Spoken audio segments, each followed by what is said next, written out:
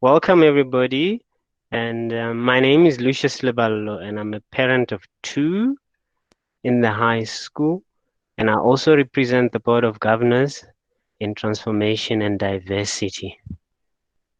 This is the next in our series on our healing journey, and it's called Sorting Through the Baggage.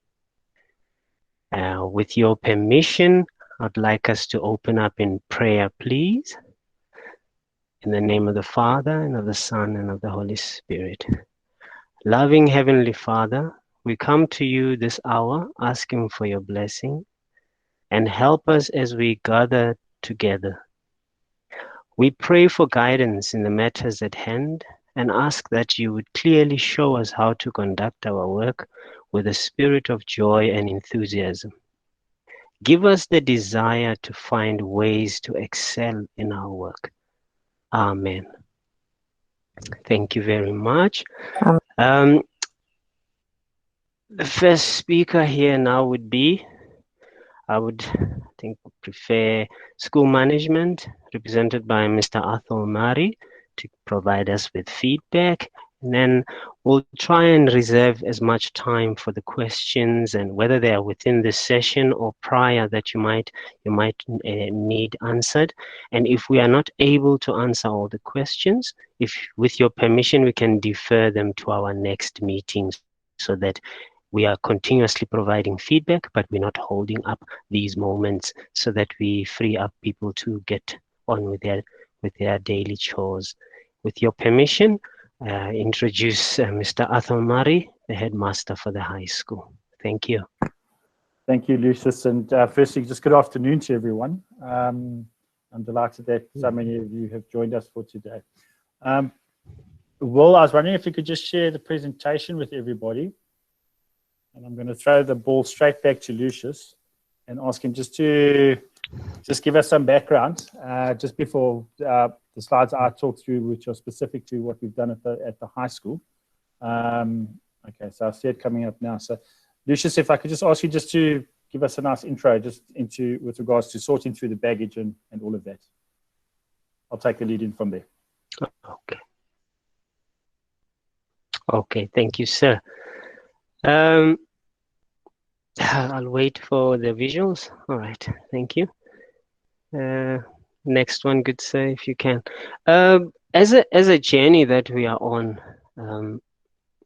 as I speak, you are welcome to just look at the slides as well, but I'll try and make them as summary as possible to allow for further dialogue and also to give enough time to the feedback.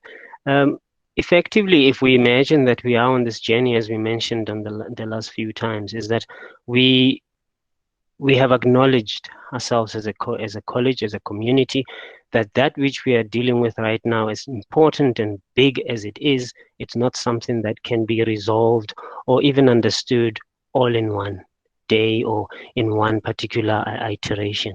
So there'll be a lot of it, but every step builds onto the journey as we move forward to where we would like to be. So what we carry with us as far as we are on this journey, some of us are coming in as support, some are coming in as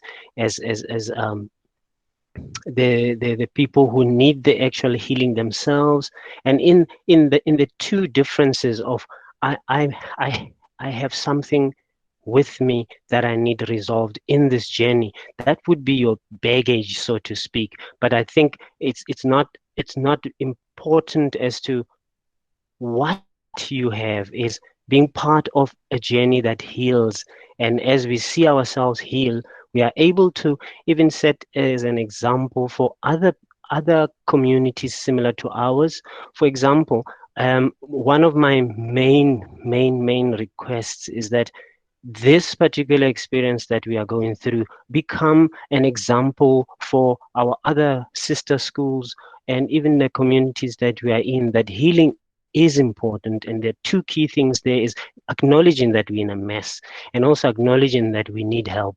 And with those two, which is what our journey is based on, we are able to face whatever difficulty that we come across without any inhibitions, because we know we start from a point of saying this is necessary and we are the beneficiaries of this particular journey as it ends. So without trying to make it a lot bigger from an explanation point of view, what I would like us to just bear in mind is that as we move forward, we need to move forward without shame, but also with intent.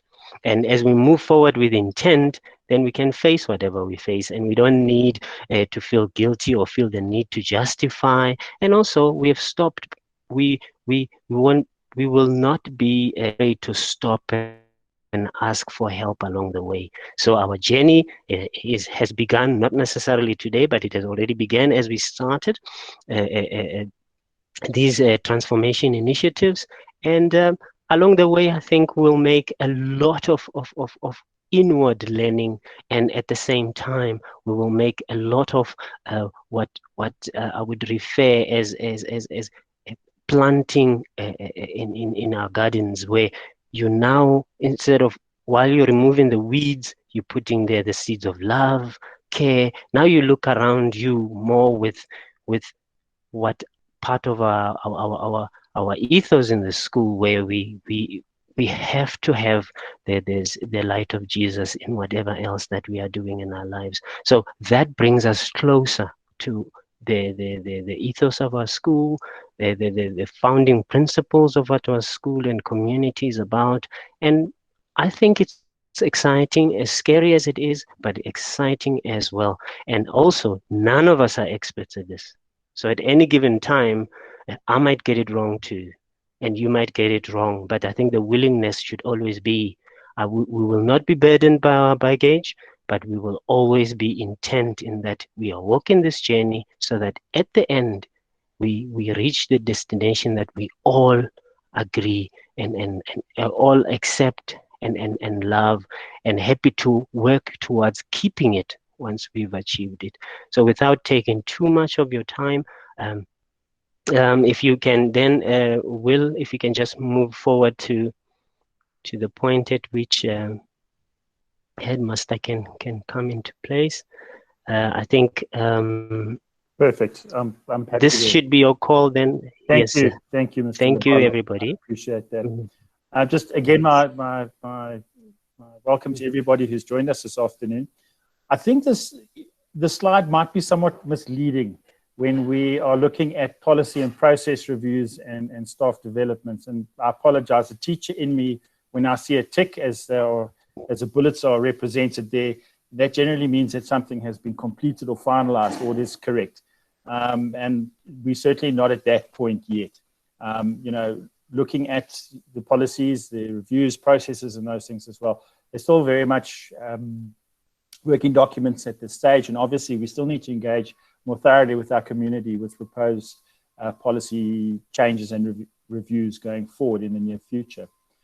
I think what has been a very interesting exercise for management on both sides of road number 3, and that obviously includes Mr. Burnson and his team at the junior school, is, if we look at something like the pupil code of conduct, for example, as well as the disciplinary code of conduct, which we've been working on now for a few months now.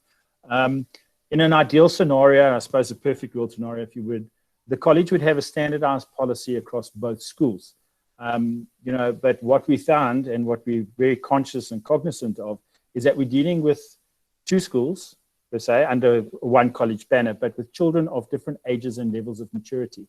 And to try and, enforce a slightly more rigid or punitive policy on young children is certainly not the best way to go, certainly in our opinion for the time being. And, going forward, this is just just one example, I think, of when we see final policies that eventually get ratified and that going forward, that we might see sort of minor differences or subtleties between the schools going forward.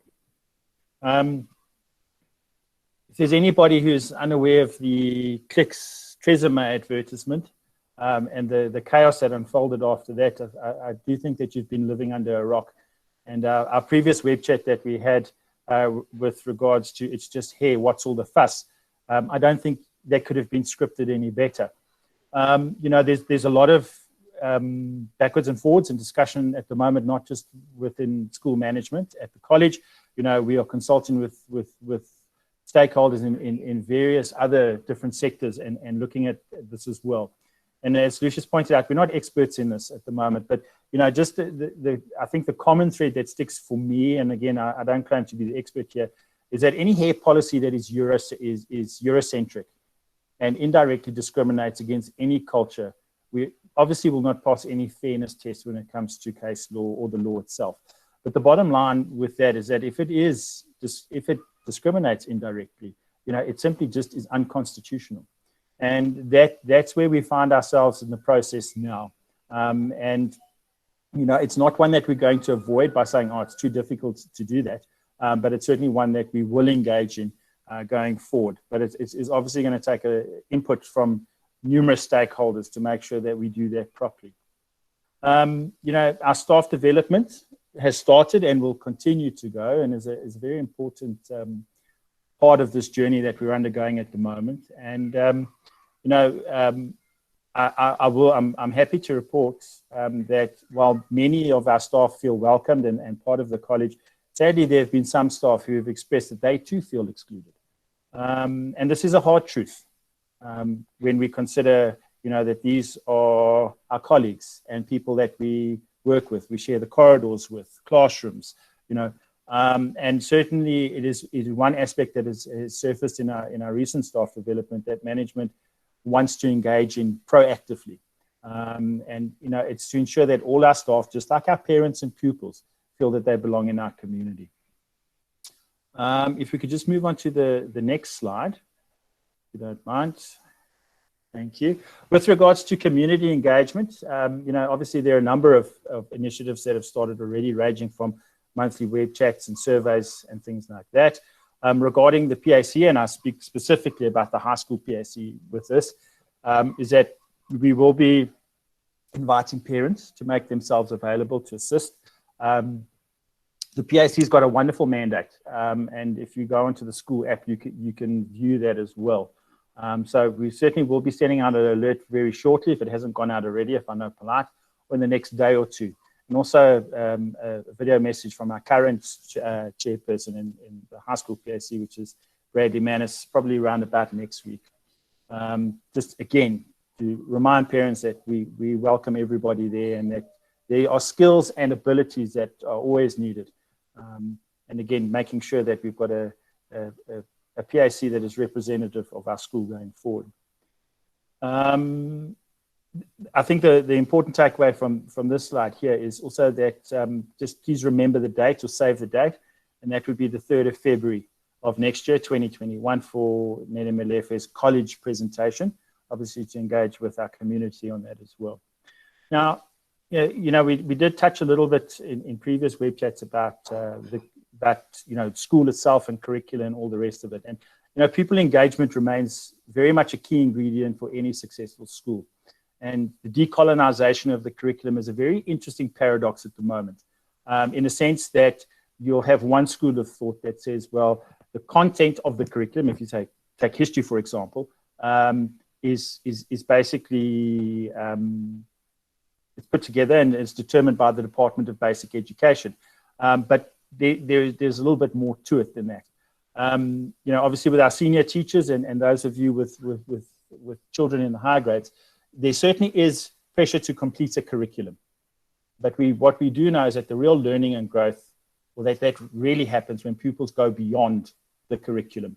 And more importantly, when they start engaging meaningfully and proactively with the hidden curriculum that they find themselves in simply by being at school. And I do think COVID-19 has also highlighted a number of possibilities for teaching and learning going into the future. Obviously, from our context in South Africa, equity and access to resources are obviously major barriers at the moment. But, the sort of feel at the moment is that education itself will morph into a sort of blended learning approach over the next decade. And obviously, our children are going to require a very specific set of technical skills, if we're looking at them finishing their grade 12 year and then moving on to a tertiary institution. I was fortunate enough to listen to Professor Adam Habib earlier this week while he was presenting at the South African Heads of Independent Schools of Southern Africa conference on Monday. And he just said, one of the questions posed to him was, what type of student do universities need currently? And he said, well, there are three things really that we need to look at. The first is that children must be able to read and write, not just read and write, but they need to do it well, and they need to do it often. And to quote him, he says, the more you do it, the better you get at it. The other, obviously, is a computer literacy, if you will, or skills around using technology as a platform to communicate and other things as well. We all know that our children type well with their thumbs. It's not so good when they're put in front of a keyboard. And while these are important skills, Habib also said that the critical one for him is a greater awareness or a greater maturity, if I can put it that way, so that when children arrive at tertiary institutions, that they're not surprised to meet people who come from different or multiple backgrounds. And I think the key thing for us to remember here is that it's not just applicable in the South African context. The world is a diverse place, irrespective of where you live. If we can just move on to the next slide, please. Thank you. And I think that, if leadership engagement is important, and especially for management of both schools and the college, and many other schools throughout South Africa, and in fact the world with other educational institutions as well. A time like this is important. It's not just about dealing with a shrinking economy and things like that, but leadership needs to articulate a very coherent narrative that ultimately inspires citizenry, especially amongst its pupils, its staff, and obviously the broader school community as well.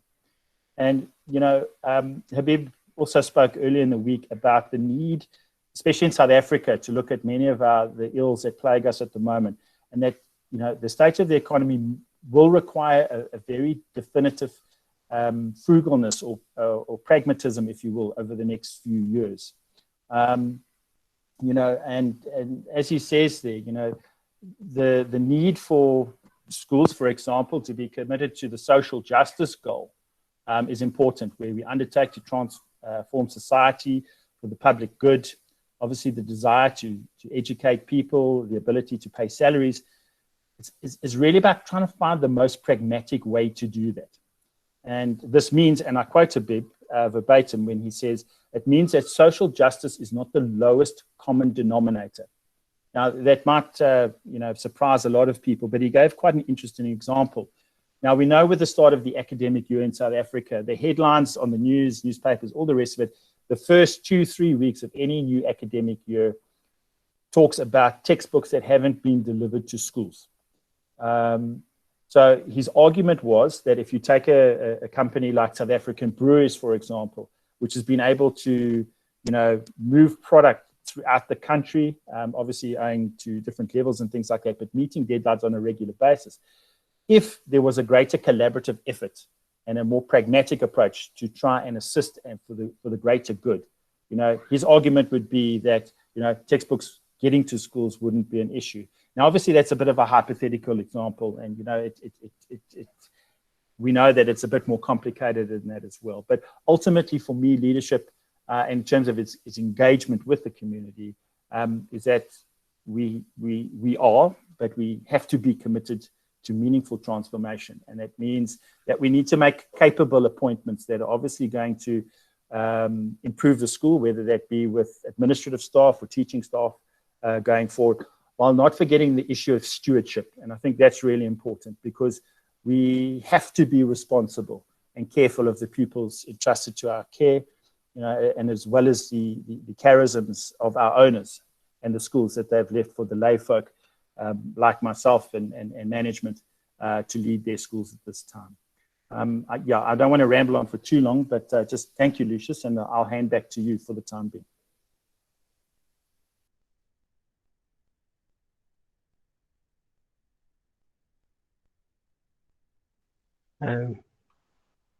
Thank you very much, Atholl. humbly. Thank you very much, sir. I think that was very useful, and I think it does position us as a college to say what commitments have we made previously, and how do we measure up so far against those commitments that we've made. So I'm happy to hear that feedback, and hopefully the rest of the community is happy as well. So I would like to open it up for questions. I think there is enough time for questions that we can handle. What I wanted to put on the table for a while right now is that one particular thing that there was a question that was asked, and I need to give feedback for it. In our previous session, somehow a parent asked when are they going to be given an opportunity to vent.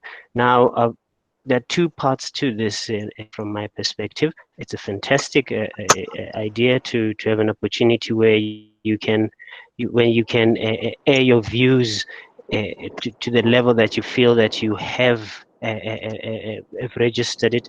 So my suggestion at this stage is that not in this type of forum, or on one part is that none of us are experts here to handle any emotional fallout that might come out of that type of situation where people will be allowed to vent. Some emotions might be hurtful. We need expert advice to help us to constructively put everything back together so that that session becomes a constructive session that builds us and prepares us for where we are going.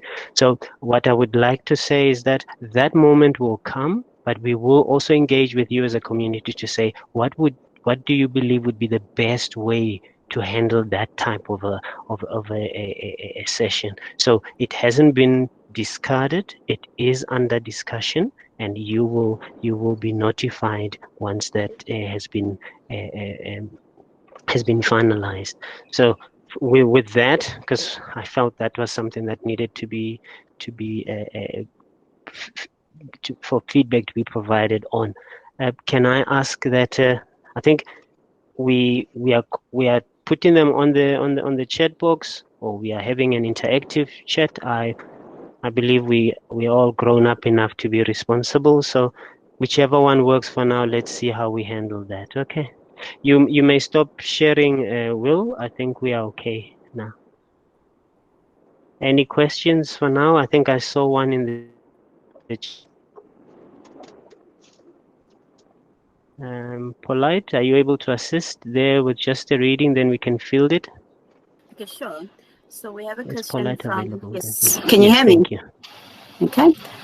We have a question from Yes, Rebecca, and she says, where exactly is the policy review process? I understand working documents, but when my input was requested, I was given a week, 14 to 21 July, to give input. I think it's only fair to work with clear guidelines and timelines of when and where we can expect progress on the policies. Atholl, shall I give that back to you, please? Thanks, Balak. And just to answer Colette's question as best as I can, we obviously are finished in terms, well, not finished, but we finished with our proposal that we will present to the Board of Governors, and our next meeting is on the 1st of October. We obviously have taken in the input that we've received so far, and yeah, as I said, that will be made available for the Board for ratification and circulation on the 1st of October. Our next question is from Grace. She says, in terms of creating a safe environment for students, is there an investigation into teachers who have been racist to students? According to student experiences, both reported and on from the Instagram page, and how would that be dealt with? Can I, Debbie? You happy with this one? I think it's similar to what we had answered on our previous discussions. Yes, you're on mute. You are on mute. I think we lost Debbie there for a while. Oh, okay. So, all right. I don't think I'm the right person to answer this, but effectively a similar question was asked throughout this timeline about how we handling this particular issue. One part of the investigations, that one is management's responsibility at this stage. We need to hold them accountable for that. But there are there are processes into which or channels that have been put in place to communicate with management or with particularly Debbie about these. So students have this particular channels that they can feed into the school to say, I have this particular issue, and then management with Debbie as the leader will be the one who will head up the associated investigations in that matter and provide the feedback. So I hope I'm not going to take away from what Debbie's No, going to sorry. say. So I think she's back on. You can take over now if you can. Yes? Sorry about that. I seemed to disappear for a while. So good evening formally once again to everyone, and thank you so much for being part of this discussion. As discussed with Grace and everyone else, we did receive feedback from Mandate Malefi, and there were a couple of teachers who were mentioned there. We have had discussions with these teachers, and we have had interventions with these teachers, and we feel that we have investigated it all thoroughly, and our report backs that we're getting back from our two representatives who were chosen as a result of our Mandate Malefi talks are reporting to us that there is a very positive feeling in the classrooms, and definitely one of commitment to uphold the dignity of everyone. We have also within our high school started a section on unconscious bias, and we've been working with Wits University as well to help the teachers and to set down guidelines when we're having these difficult conversations. Because one thing that came up was that when you're in a minority in a class, it's very difficult to actually air your views confidently. So we've worked on that a lot. And our reports coming back, look, it's early days, but our reports coming back from our student representatives are very positive, and from our teachers. So it's ongoing work. We gave our commitment to address everything that came up, and we certainly have done that. Thank you. Okay. Thank you very much, Debbie. I hope that covers Grace's query. Next one, madam. Sahabo, are there any plans to have separate committees for the junior school and high school owing to differences in maturity levels and experiences? And I believe this is in reference to transformation. Debbie, would that be? Yes. Yeah, I think we also, this one we have touched on before. If it relates to the transformation and diversity committees, that has happened already, or it's in the process of happening. There's been volunteers at the teacher level, where, if I recall, it was a number of 10 or so per school. High school had 10 volunteers, and the primary school also had 10 volunteers. So that body is in the process of getting itself off the ground. So I'm hoping that answers the question, unless it's referring to I'm sorry, to students, which I don't know how to deal with it. I'm having issues with the internet here. Yeah, but are you referring to the Transformation Committee, that question? I'm presuming it is. The Transformation Committee, thank you. The Transformation Committee is open to parents from both schools. We do meet together at the moment, but within each school there are separate transformation committees made up of the teachers who came forward to volunteer their help, because obviously we have to be age appropriate in our interventions as well. And also through the Parents Advisory Council, I know the junior school had a meeting last night where transformation and diversity was discussed at length, and I know that on the high school side through the PAC there's certainly going to be the opportunity for that. And once we can get our transformation meetings going face to face, which we pray with the change in levels will be soon, we'd have no problem in having two separate groups to look at particular issues within the transformation. So we're really open to, as long as we get the people there to breaking into smaller workable groups to address this. Thank you. Thank you very much, Debbie. No more questions? Wow. Okay, that's pretty good. Oh, there's one. There's two. Okay, it's all yours, Polite. Okay, Thank so you. could we perhaps work on an icon on the school link where we can get information on the work of the transformation movement? I can take that up. So on the college app, we created an icon under Mind Shift. So all the different documents relating to this process and all the updates that will be made are put on the college app under Mind Shift. So if you go into the college app, it's on the, I'm just going there so that I can give you the correct information.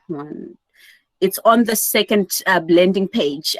Just after policies and procedures, you'll find it's a thumbs up sign and it has hashtag Mindshift under that. So that's where we are putting everything, and we plan to keep it updated as much as possible, and also share links for resources that will help the community self-educate. So TED Talks, links to news articles, links to presentations, and all of that we will be putting it there. And we'll also be able to share some of the elements of the training that the staff would have done as well, so that everybody's on the same page. So yeah, if you can't find anything on that icon, just please send an email to transformation and we'll be able to provide the documents. Yeah, I hope that answers that question. And then the next one is students part of a separate program. I think the last online meet would have been beneficial for students. Debbie, I think you can take that one. Yes, with pleasure. Oh, I've managed to stay with you this time. Great. Very much so, Grace, and such an important question you're asking there, and very much a discussion that we had at management level today, that we've had quite a lot of interaction with parents, not as wide as we want to get yet, and certainly a lot of interaction with the staff. We have been sharing it on a class-by-class basis within the high school, but that hasn't been done formally from the results that we've had back. So just today we were looking at the timetables, and as from next week, we will be visiting the classes, giving the class their input.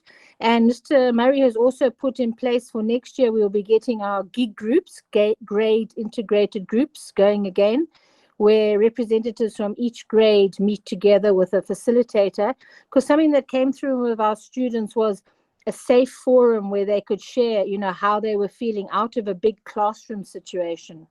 Our wellness team has also been busy seeing a number of students as well. So we have done that, but it is an area we want to concentrate more on, get into the classrooms. Obviously, our matrics are writing their prelims, but it will go up to grade 11 level. And I know that Mr. Burnson and his team in the high school and junior school, I beg your pardon, have been doing a lot of work through their assemblies, through class interaction, working with the children in this area as well. So they have done a lot more than we've done at the moment, but we're going to be getting in there next week to do it on a more formal basis.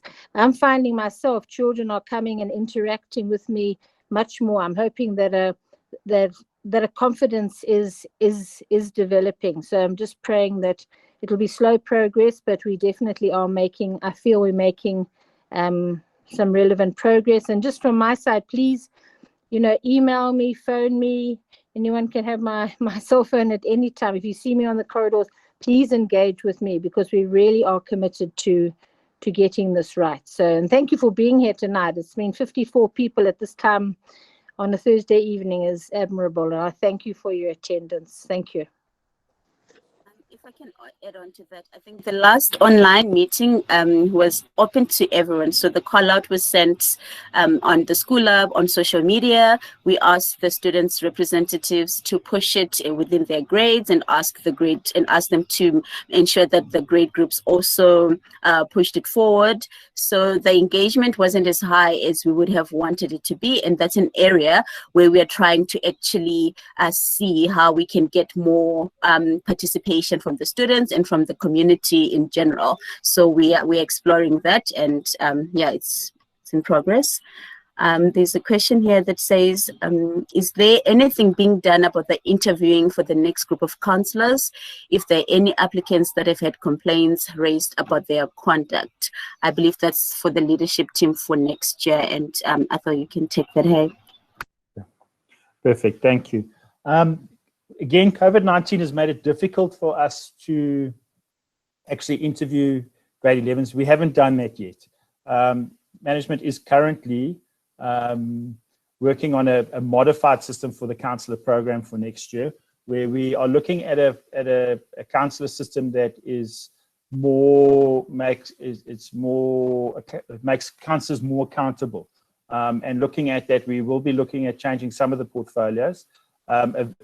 One of what we will be looking at doing is basically, in terms of voting, making it pretty simple for the grades that do vote, is that we will list all children in grade 11 alphabetically, and pupils will be tasked to pick 20 pupils from that list that they think would add value to the councillor program. Now, that is not based on 10 boys or 10 girls. The top 20 candidates that are elected will then be used following on from their application process for the positions that they would like to apply for, and they will be deployed in that capacity. You know, I don't want to go into too much detail about the changes yet, because we actually haven't presented that to the grade 11s yet. And that is a process that's happening in the next couple of days. But there will be changes to the councillor program, how the interview process is conducted, and the responsibility and accountability of our councillors going forward, so that they're certainly more proactive within the school. They have the opportunity to take ownership of certain aspects of the school, but ultimately to make them more accountable as well.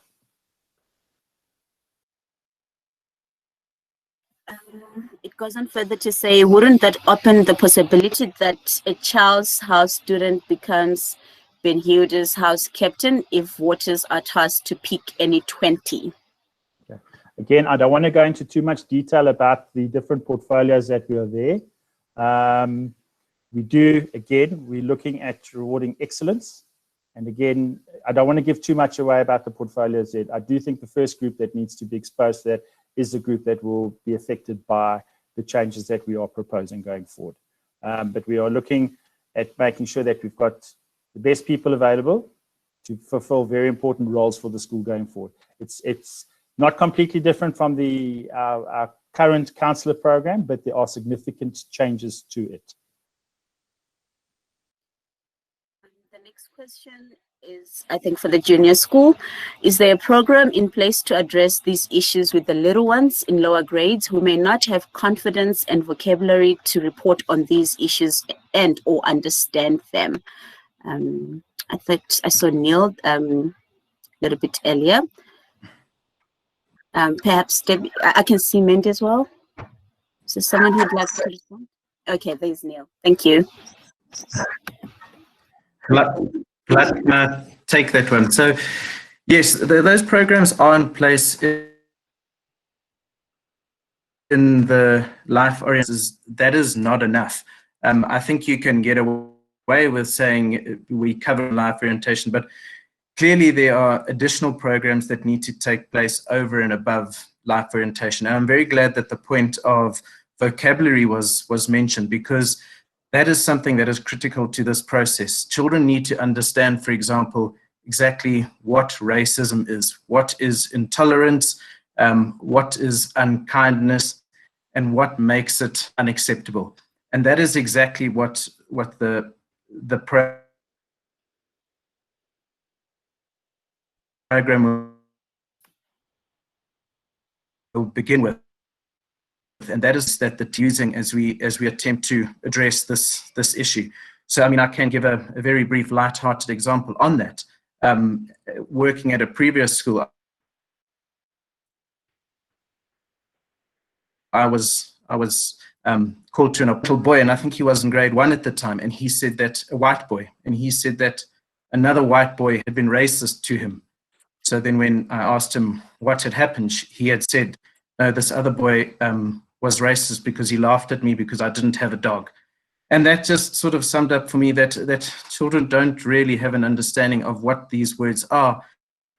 So that's the first port of call that we need to address so that we can further unpack the issue. So yes, the program is there, but it certainly needs to be expanded upon.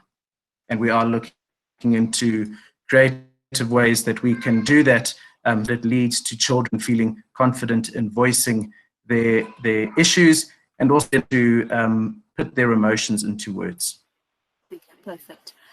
There's a follow-up question to this for the junior school. It says, to follow up the question above, are they teachers in place to handle any reported issues in confidence, specifically for matters regarding racism and discrimination in the junior school?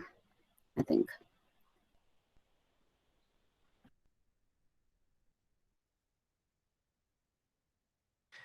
So yes, I think this would be the junior part school. of Sorry, Neil. the class discussions that we're in. Okay. Yes, Neil? Sorry, Lucious? Okay, so the whole idea is that the children identify someone in the school that they feel safe in speaking to. So yes, we have our wellness team with our 2 psychologists. We have our committee that's in place that will be available to listen to the issues that some children might bring to them. But the point is we don't want to force a particular group or a person on them. Children of a junior school age, and sometimes it might be a friend that can speak on their behalf. Sometimes it might be a parent who will represent them, a teacher or a psychologist, who that person is, so that they feel comfortable in doing so. But ideally, we would like them to go specifically to the committee that's in place. But like I said, we don't want to upon them. But when by the committee and the deputy heads that are in charge of discipline. Thanks, Neil. There's a comment that says, one positive thing that has come out of this is certainly the community engagements. It would be great to keep the momentum beyond the current affairs. Lucious, would you like to comment on that? I'll say thank you, and yes, we are moving forward with intent. So thank you very much for recognizing, and you have our full commitment that we will not lose this momentum. Thank you very much. Yes. The next question says, what are the short and long-term goals set for the Transformation Committee to ensure accountability? Okay, I'll take that first, but I'm assuming that will probably be an overarching type of perspective. So the short term right now is to realign, because obviously where we were going all along, even though we had good intentions, but we were not going where collectively the community was expecting us to be. So this is the short term is correction and realignment, which is what we're doing here in this forum right now, is that we are effectively dealing with current issues that are affecting us. It's not something that is abstract. It's something that we are seeing, and it's something that we collectively want to resolve, and also wanted to become part of a legacy that is constructive and that's moving us forward. And then the other part of the short term is to also realign our hiring strategies, if I may use those terms, and also our intention on integrated type of staff. Of staff members, and then on top of that as well, ensuring that the school community from the classroom, that including the students, is integrated in itself, because that is what transformation and diversity would actually result in doing. Long term is to keep those ideals and ensure that at school level, which means school management is accountable in dealing with and also constituting the staff complement in a diversified manner, And then from a board level as well, is that providing support for the staff, for the staff management, to ensure that these policies that are in place are followed, implemented, and also are revered, and making us therefore accountable to the community, and with the staff development, making sure that we are accountable to the current labor laws and legislation, which also includes the employment equity plan that will also need to be put in place. So that is a long-term part of what the transformation committee needs to hold the school accountable to. So I'm not sure if that conclusively answers the question. And if not, we can engage further on that one. I'm not sure if school management wants to say anything on that, but that would be the overall overarching perspective that I would have about the question. Hopefully that's sufficient. Okay. If you're okay, we can proceed. Yes, sorry. There's no next question at the moment, so perhaps we can just, there's one that has come. Has the committee managed to reach out to parents or members of the community who are seemingly not participating in this process, informed by the results of the survey? Any reasons? I assume lack of trust. I can answer that to begin with. So to follow up the survey that went out to the parents of color, and due to the low amount of responses that we got in the past 3 weeks, we have initiated individual calls to each parent on the list. And that has resulted in some more responses coming up. I think at the time of the meeting, there were about 72. Today, we were sitting at 104 with still some names to go through the list. I think in the next couple of weeks, we would have finished that.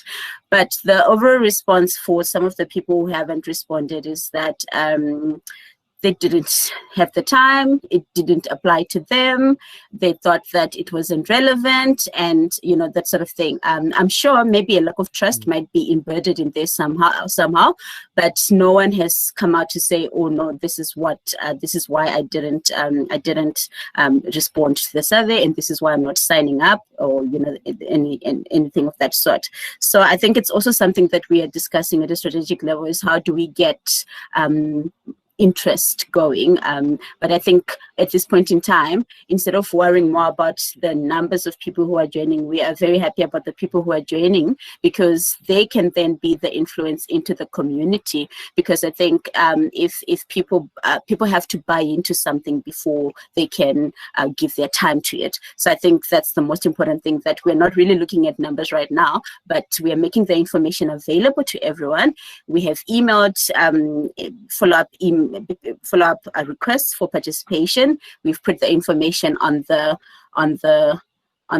school app, and we will continue to make platforms available for the people to actually participate.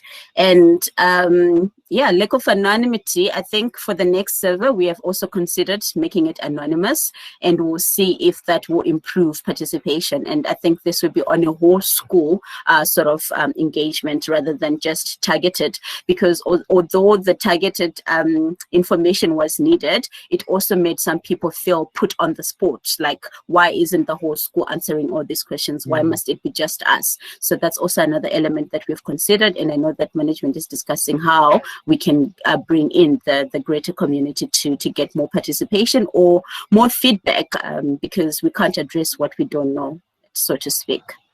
I don't know if, Lucious, do you want to comment on that? No, I'm very happy with the response, and I'm glad that the community itself is holding itself accountable in saying, how come there isn't all of us here gathered? I'm happy with that, because then it becomes our problem and our solution. And that makes me happy as well. I see there's still more questions, and then mindful of the time, because there was a time when we didn't have any questions. So we'll make a call now to say we'll answer what's there until 6.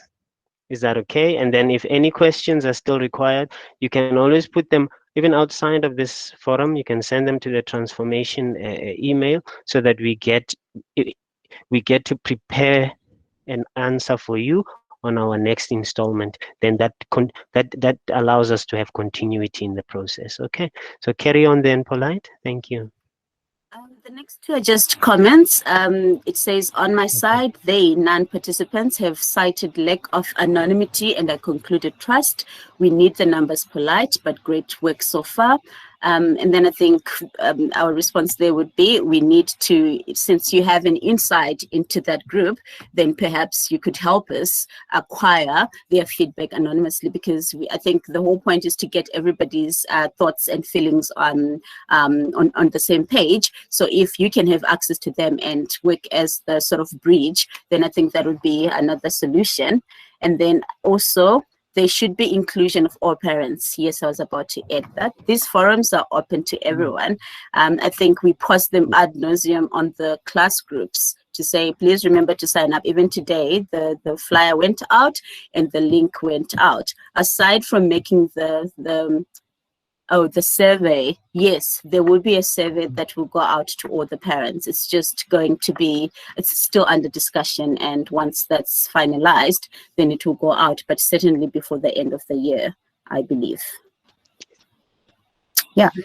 All right. And that's, yeah, we've come to the end. Thank you for that. I think this, yes, this was very fruitful, and I hope it was very beneficial to everybody who attended. Any comments, complaints, any improvements you need done, please let us know so we can be good at this in the end. And other than that, I would like to wish you all the best of the good Lord can offer to you and your loved ones, and may you stay safe and have a lovely evening and a rest of the week. Thank you very much, and thank you for organizing, Polite. And thank you, Will, for your technical assistance. Mr. Murray, thank you very much for coming to the party the way you did. And you also, Mr. Benson, thank you very much. Salute. And Debbie too. Thank you very much, everybody. Good night.